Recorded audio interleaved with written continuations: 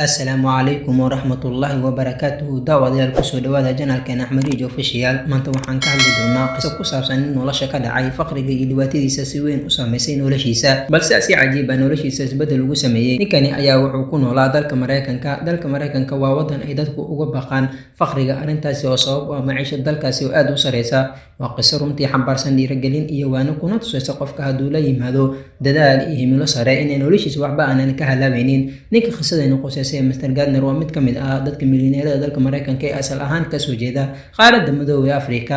Waxay ahayd 1980 markii Mr. Gardner oo ahaa xilligaasi 27 sano jir iyo cunigiisa ay ahaayeen guri la'aan ayna ku noolaayeen magaalada San Francisco ee dalka Mareykanka. Waxaa darbi jiifnimada ku helinaysay xaaskiisa, waxaana arrintaasi ku kaliftay kadib markii laga saaray gurigii ay deganayeen oo kirada ay bixin waayeen. Mararka qaar waxay seexan jireen meelaha gawaarida la dhigto iyo kaniisadaha nawaaxigooda ama miisaska magaalada hoostooda. Waxay cuni jireen cunto la soo daadiyo, lacagta yar ee maalintii uu helana wuxuu ku bixin jiray iskuul uu wiilkiisa geeyay. Dhibkaasi Mr. Gardner wuxuu ku dadaalay sidii uu shaqo ku heli lahaa. Maalin maalmaha ka mid ayuu wuxuu la kulmay in wejigiisa ay ka muuqato haybad iyo hanti. Ninkii ayuu ku soo dhawaaday oo uu damcay inuu xoogaa la sheekaysto, wuxuuna wax ka weydiiyey shaqadiisa iyo waxa uu qabto iyo sidii uu horumarkaasi ku gaaray. Ninkii ayaa wuxuu yidhi, waxaan ahay dalaal ka ganacsada sarifka lacagaha qalaad. Markii ninkaasi uu u sheegay ayaa aad u soo jiitay, wuxuuna go'aansaday wax waliba ha ku qaadatay inuu shaqadaasi barto. Dadaal iyo raadin dheer kadib ugu dambeyn wuxuu markaasi uu shaqo ka helay iyadoo qab yaratee wax lacaga la siinaynin, iyadoo ujeedadiisu ahayd inuu ka dhaxlo tababar iyo aqoon kororsi. Muddo ayuu shirkadii u shaqaynayay isagoo waxba lacaga aan ka qaadanaynin.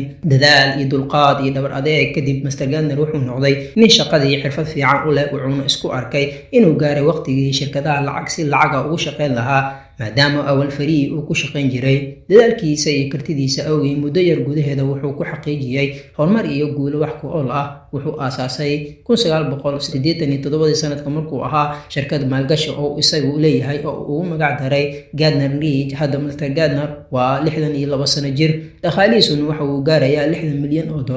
Caalamka oo dhan ayuu safraa, wuxuuna noqday qof jeediya hadallada dhiirigelinta ah. Wuxuu maalgeliyaa hay'adaha caawiya dalka guri la'aanta ah iyo hay'adaha ka hortaga xadgudubka ka dhanka dumarka.